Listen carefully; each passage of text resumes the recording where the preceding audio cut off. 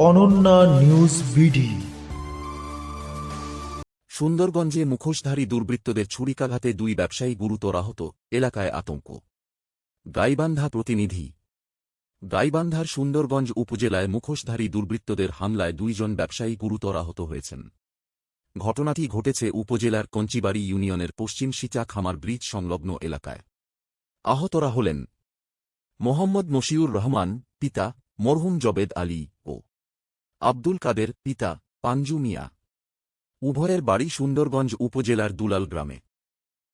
স্থানীয় সূত্রে জানা যায়, 18 জানুয়ারি রাতে আনুমানিক রাত 1:30 দিকে সিচা বাজারে দোকান বন্ধ করে একসঙ্গে বাড়ি ফেরার পথে পশ্চিম সিচা খামার ব্রিজের কাছে পৌঁছালে 4 জন মুখোশধারী দুর্বৃত্ত তাদের পথরোধ করে।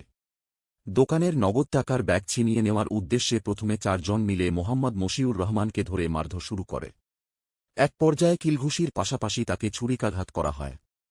এতে তিনি গুরুতর আহত হন।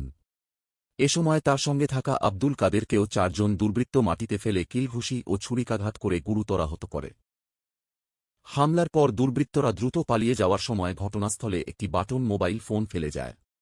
পরে স্থানীয়রা আহত 2 জনকে উদ্ধার করে প্রথমে স্থানীয় চিকিৎসকের কাছে নিয়ে যান।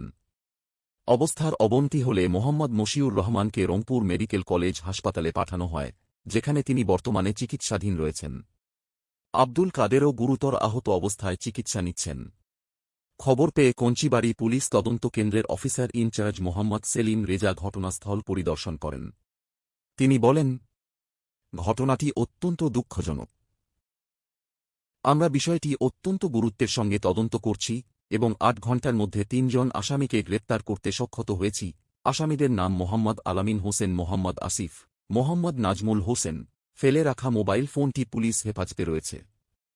আসামিদের শনাক্ত করে দ্রুত আইনানুগ ব্যবস্থা গ্রহণ করা হবে। Ananya news BD.